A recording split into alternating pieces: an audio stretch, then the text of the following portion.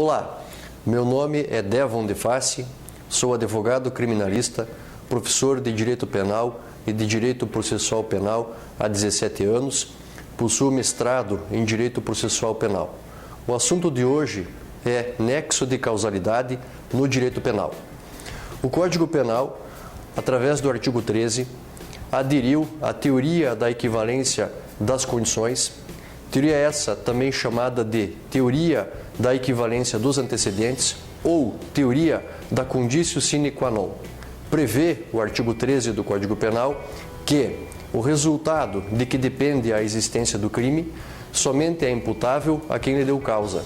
Considera-se como causa a ação ou omissão sem a qual o resultado não teria ocorrido. A definição jurídica do artigo 13 corresponde exatamente ao conceito proposto pela teoria da equivalência das condições. Essa teoria propõe que a determinação da causa do resultado se estabeleça através de um juízo hipotético de eliminação. Para essa teoria, a ação ou omissão sem a qual o resultado não teria ocorrido constitui a causa do delito. É importante destacar que, para esta teoria, podem existir não só um único fato em análise, mas também outros fatos a serem observados como possíveis acontecimentos desencadeantes do desdobramento causal. Conceitua-se nexo de causalidade como sendo o liame entre uma conduta e um resultado. E justamente na busca da definição desse liame é que a teoria da equivalência das condições mostra-se bastante importante por propor o critério do juízo hipotético de eliminação. É imprescindível destacar que essa teoria destaca-se na sua importância porque ela evita um regresso de análise de elementos fáticos vinculados ao delito que poderia levar a uma análise retroativa infinita. Digamos, então, tendo como exemplo a pessoa que dispara e vem a matar alguém através de arma de fogo. Se nós pegarmos esse acontecimento e usarmos como exemplo do estudo do nexo de causalidade, o critério é, uma vez existente um resultado, voltarmos a partir do resultado concretizado e voltarmos a análise histórica dos fatos do presente para o passado.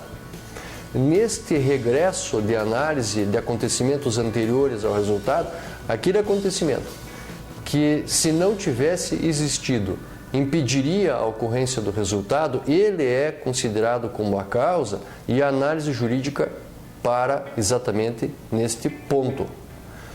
Importante isso porque, com relação à arma de fogo, como exemplo,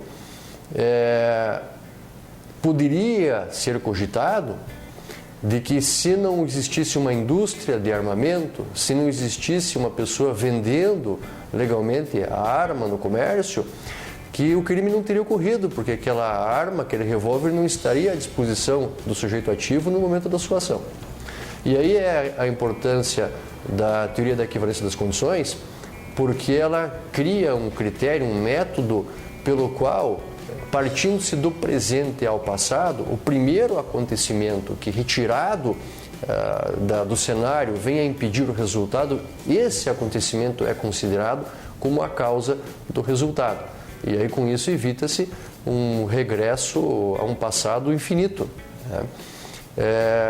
Quero destacar, embora não seja objeto da presente aula, que há uma questão a ser observada no que concerne a possibilidade de participação de terceiros numa prática delituosa, onde então pode que, antes desse disparo de arma de fogo, no exemplo que eu citei, possa existir um comportamento anterior também alcançável pelo nexo de causalidade. Seria o comportamento do partícipe que, em apoio material, o chamado cúmplice, vem a fornecer a arma para que o terceiro venha a utilizá-lo na prática criminosa. Neste caso, quando estudarmos o concurso de pessoas e os requisitos configuradores, nós vamos observar que esse partícipe ele estará atingido dentro de um processo de nexo de causalidade. mas esse é um assunto para outro encontro. Com relação ao nexo de causalidade em si, então, a teoria da equivalência das condições estabelece que a causa é a ação ou omissão sem a qual o resultado não teria ocorrido. Há uma questão importante com relação ao nexo de causalidade quanto à análise das chamadas concausas. O que esta expressão concausa representa no estudo do nexo de causalidade? A possibilidade de um resultado ter sido causado por mais de uma causa ou por outra causa que não seja a conduta do acusado. E aí então surge uma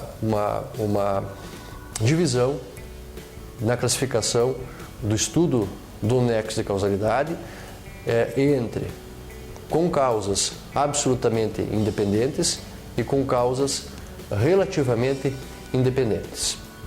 Com relação às concausas absolutamente independentes, nós teremos hipóteses fáticas onde existirá mais de uma causa investigada como sendo o fator determinante do resultado, mas ao empregarmos a teoria da equivalência das condições, nós vamos verificar que apenas uma delas é a verdadeira causa, em hipótese onde haverá um rompimento do nexo de causalidade com relação à conduta investigada. E as concausas absolutamente independentes, elas se dividem em pré-existentes, concomitantes e supervenientes. Vamos exemplificar para compreender bem cada uma dessas hipóteses. Inicialmente, vamos falar sobre concausa absolutamente independente na modalidade de pré-existente. Quando que nós teremos configurada esta modalidade de concausa? Concausa absolutamente independente pré-existente. Isso irá se concretizar quando, de forma pré-existente à conduta do acusado, existir um outro fator que será o único fato desencadeante do resultado. No exemplo do professor Damásio, evangelista de Jesus. O senhor feudal, objetivando suicídio, ingere veneno. O servo, sem saber deste fato, dá um golpe de faca, desfere um golpe de faca no senhor feudal. O senhor feudal morre. Periciado, chega-se à constatação que o óbito decorreu unicamente do veneno e não da facada. Facada essa que atingiu a vítima não de forma letal. Se nós pegarmos neste exemplo e lançarmos nele a teoria da equivalência das condições, que propõe um juízo hipotético de eliminação, nós teremos que fazer duas indagações. Primeira, se o servo não tivesse desferido a facada, nós teríamos o resultado morte do senhor feudal? Se a resposta for não temos a morte, é porque a facada originou o resultado. Agora, se a resposta for, mesmo com a facada, o senhor feudal não morreria, ele estaria vivo, isso quer dizer que a facada não é a causa, porque se eu eliminar o golpe de faca e eliminando este evento eu ainda teria a pessoa viva, é porque o golpe de faca não foi a causa determinante do resultado. Agora, nesse exemplo, se eu indagar, se o senhor feudal não tivesse ingerido o veneno, ele estaria vivo ou estaria morto? Se a resposta for estaria vivo, é porque essa é a causa, porque uma vez eliminando o ato dele tomar o veneno, eu impeço a ocorrência do resultado. E esse exemplo é interessante, porque ele evidencia o método de emprego da teoria da equivalência das condições. Então, na concausa absolutamente independente e pré-existente, haverá um acontecimento anterior à ação do réu, investigada no processo, sendo que pelo emprego da teoria da equivalência das condições, vamos chegar à conclusão de que o resultado somente ocorreu pela causa anterior. Então, o que aconteceria com esse servo num processo penal? Ele não poderia ser responsabilizado pelo óbito. Não seria possível atribuir a ele um homicídio consumado, não poderia ser possível atribuir a ele eventualmente um crime de lesão corporal qualificado pela morte. Por quê? Porque o evento morte não pode ser a ele imputado. Então esse servo poderia, a depender do elemento volitivo dele, ser responsabilizado ou por uma tentativa de homicídio ou por um crime de lesão corporal, mas jamais na qualificadora da morte prevista no parágrafo 3º do artigo 129. Segunda possibilidade de concausa absolutamente independente na modalidade de concomitante. O que quer dizer a expressão concomitante? É aquilo que acontece no mesmo instante, no mesmo momento. Exemplo, vamos imaginar que a pessoa está andando na rua, na calçada, e nesse momento ela é vítima de um assaltante que dá a voz de assalto. E nesse exato momento acontece também um acidente de trânsito naquele local, onde o carro desgovernado, após a colisão, invade a calçada, atropela e mata essa pessoa que estava naquele momento recebendo a voz de assalto. Nós não temos como atribuir ao assaltante um crime de latrocínio, porque no mesmo momento em que ele está dando a voz de assalto, está acontecendo um outro fato que será ele o determinante do óbito. Se nós lançarmos o juízo hipotético de eliminação nesse fato, nós vamos observar que, se não houvesse o acidente de trânsito com a vítima atingida pelo carro desgovernado, nós não teríamos o evento óbito. Então, quer dizer que o óbito é decorrente desse acidente de trânsito. Retirando o acidente de trânsito deste cenário fático, deixa-se de existir a morte da vítima. Agora, se for retirada a ação do assaltante, ainda assim, se não houvesse ação do assaltante, ainda assim continuaria existindo o óbito. Então, no juízo hipotético de eliminação, qual é o evento que, eliminado, impede o acontecimento? Nesse caso, o acidente de trânsito. Então, não há aí nexo de causalidade entre a ação do assaltante e o evento morte. O assaltante pode ser penalizado por tentativa de roubo, mas não pelo crime de latrocínio, porque não é possível atribuir a ele o resultado óbito. Terceira hipótese de concausa absolutamente independente é a superveniente. Superveniente é aquilo que acontece após a conduta do réu, após a conduta que está sendo investigada no processo. Exemplo também do professor Damásio de Jesus. O sujeito envenena o desafeto, que vai para casa, que morre na casa antes do veneno fazer o efeito, em razão do desabamento ocorrido na moradia. Lançando-se o juízo hipotético de eliminação, observa-se que, mesmo que o sujeito não tivesse sido envenenado, ele morreria igual, da mesma forma.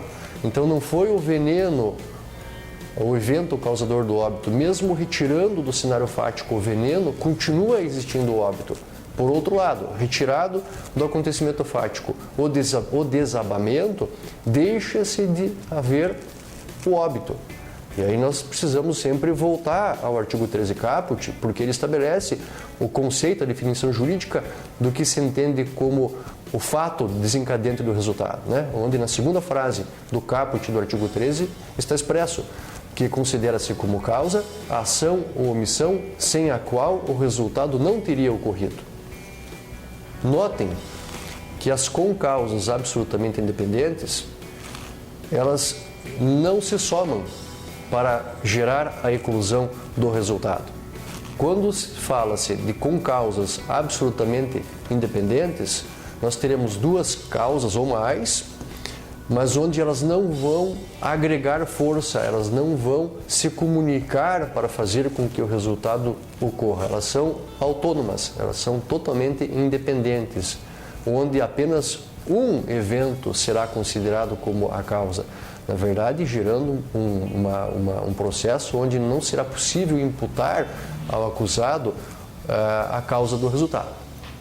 Agora, por outro lado, nós temos, dentro do estudo do nexo de causalidade, as chamadas concausas relativamente independentes, onde, com relação a estas, que também se dividem em pré-existentes, concomitantes e supervenientes, com relação a estas, as causas elas vão se somar fazendo com que o resultado ocorra, onde então o nexo de causalidade persistirá configurado. Então, com a possibilidade de imputação do resultado para o acusado. Esta terminologia, com causas relativamente independentes, eu tenho muitas vezes em sala de aula feito uma referência no sentido de que, embora essa seja a terminologia apresentada pelos nossos doutrinadores, que na verdade a relação que vai existir não é de relativa independência. Me parece mais lógico para a compreensão do assunto compreender pela relativa dependência existente entre essas concausas. Tudo aquilo que é relativamente independente é ao mesmo tempo relativamente dependente. Então isso quer dizer que há uma relação de dependência entre elas. Primeiro exemplo de concausa relativamente independente na modalidade então de pré-existente. Vamos falar da pré-existente. Exemplo clássico de doutrina. O sujeito é hemofílico, o réu, o agente ativo, sabe dessa condição da vítima e ele desfere uma facada, objetivando matar a vítima. A vítima, em razão da hemofilia e em razão da facada, vem a morrer de hemorragia. Nesse exemplo, se nós lançarmos o juízo hipotético de eliminação, nós vamos observar que os dois eventos eliminado um ou outro, nós não temos o resultado. Então, ambos ao mesmo tempo são os eventos geradores do resultado. Vejamos, se o sujeito não fosse hemofílico, não sofreria a hemorragia. Logo, a hemofilia é um fator que contribuiu para a ocorrência do resultado. Porém, se a vítima não tivesse levado a facada, também não morreria. Ambos os eventos, se nós aplicarmos a definição do artigo 13, de que se considera como causa a conduta, a ação ou omissão sem a qual o resultado não teria ocorrido, ambos os acontecimentos, se eles individualmente não existissem, nós não teríamos o resultado. Agora, quando eles juntos existem e se somam, eles fazem com que ecloda o resultado, fazem com que haja a eclosão do resultado. Então, nesse caso, o que aconteceria com o autor da facada? Responde por homicídio consumado, porque a ação dele está gerando o resultado. O nexo de causalidade está configurado. Segundo, na modalidade de concomitante. Exemplo clássico de doutrina é a pessoa que está andando na rua, vem a receber uma voz de assalto, fica nervoso e pelo nervosismo sofre uma parada cardíaca por um problema existente e vem a óbito. Nesse caso, se nós lançarmos o juízo hipotético de eliminação, nós teríamos um fato onde, se a vítima não sofresse a voz de assalto, não teria o ataque cardíaco, mas se ela não tivesse também ao mesmo tempo o problema cardíaco, igualmente o resultado não iria acontecer. Então, ambos os fatos se somam, fazendo com que haja a eclosão do resultado. E por último, nós temos a concausa relativamente independente na modalidade do superveniente, regulamentada no parágrafo 1º do artigo 13. Com relação a essa, a análise é um pouco mais detalhada. Por que razão? A concausa superveniente relativamente independente, ela rompe o nexo de causalidade quando ela não constituir um desdobramento natural da ação anterior. De modo que quando essa concausa relativamente independente e superveniente não for um desdobramento natural da conduta anterior, aí sim forma-se um novo processo de desdobramento causal que vai afastar a responsabilidade do réu pela conduta anterior. Exemplo clássico da doutrina. O sujeito que é atingido por um disparo de arma de fogo na perna, em região não letal, que é socorrido pela ambulância, cuja ambulância venha a sofrer um acidente no trajeto antes de chegar no hospital. Nesse caso, o que seria um desdobramento natural da ação do disparo de arma de fogo na perna da vítima? Nós podemos citar como desdobramento natural E fazendo uma quebra da nossa fala, estamos falando de ambulância e passando uma ambulância aqui pelo local, aqui com esse barulho registrado pela nossa câmera, né? Vamos torcer que não aconteça com esse paciente exatamente o exemplo que estamos invocando aqui nesse momento da aula, né? Então, o sujeito está sendo socorrido, acontece um acidente no meio do trajeto e ele vem a óbito socorrido de um tiro na perna. Esse acidente com essa ambulância não é um desdobramento natural da lesão sofrida pelo disparo de arma de fogo. O que seria um desdobramento natural? Podemos citar, como exemplo, uma infecção hospitalar, uma complicação cirúrgica, onde a pessoa não suportasse e viesse a óbito em algo que está totalmente vinculado à lesão sofrida por ela. Agora, o acidente na ambulância não é um desdobramento natural. O que mais também não seria um desdobramento natural? Vamos imaginar que essa ambulância não sofreu um acidente, que o paciente chegou no hospital, está internado e de repente acontece um incêndio no hospital e a pessoa morre queimada desse incêndio. Também o incêndio não é um desdobramento natural da primeira ação. Então, quando a concausa superveniente ela não é um desdobramento natural da ação investigada, o nexo de causalidade será considerado como rompido. Observem que até este momento, todos os exemplos e todo o enfoque nas análises referem-se a condutas comissivas, ou seja, a ações efetivamente praticadas. Mas também existe, com fundamento no parágrafo 2º do artigo 13, a possibilidade do nexo de causalidade decorrer de omissões. E com relação a essa possibilidade, o parágrafo 2º do artigo 13 estabelece que a omissão ela é penalmente relevante quando o agente devia e podia agir para impedir o resultado. Com essa previsão, o parágrafo 2º nos lança ao chamado garantidor, a pessoa que deve agir por dever e por possibilidade. O próprio parágrafo 2º estabelece quando a pessoa tem o dever de agir. Primeira hipótese é quando o dever decorre de lei, seria o caso dos policiais, salva-vida, que tem imposição legal no dever de agir, os pais com relação também aos filhos menores, por decorrência do poder familiar. Também consta no parágrafo 2º as pessoas que não por lei, mas que por outra forma assumiram a responsabilidade de garantidores. Podemos incluir aí como exemplo a babá que cuida da criança, a professora no colégio com relação à criança, um tio que recebe na sua casa um sobrinho e fica como responsável dessa pessoa. Os quais, ao assim agirem, estarão ingressando dentro do contexto fático com a responsabilidade de proteção e de impedir que qualquer resultado lesivo ocorra com relação a essas pessoas.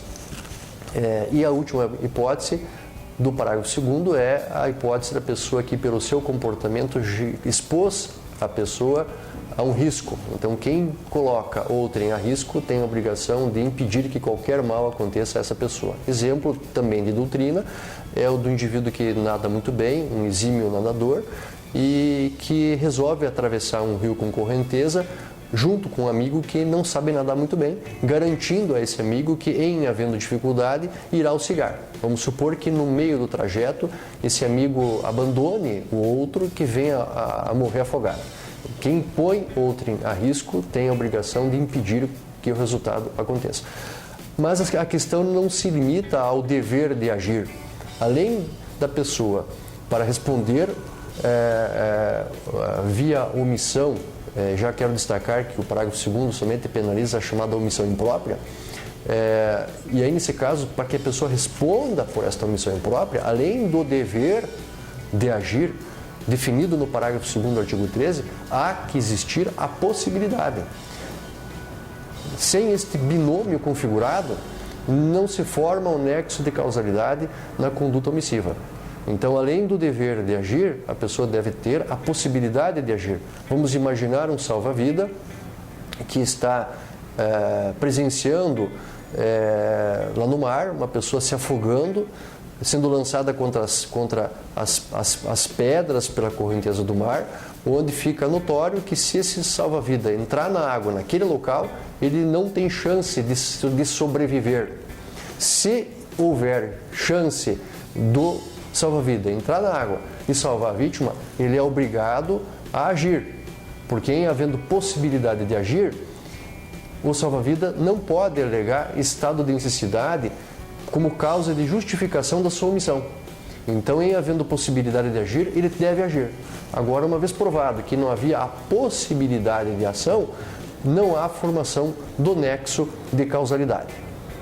Finalizando o assunto de hoje, quero destacar que a teoria da equivalência das condições, que é a teoria empregada pelo Código Penal, ela, por força do funcionalismo proposto por Ruxin e por Jacobs, que fez surgir uma concepção nova, que é a chamada teoria da imputação objetiva, que esta teoria da imputação objetiva ela ainda não totalmente aceita pelo Poder Judiciário e pelo nosso ordenamento jurídico pátrio, mas é uma teoria que vem a delimitar o emprego da teoria da equivalência das condições ao propor que somente os riscos proibidos é que podem ser desencadeantes da tipicidade objetiva.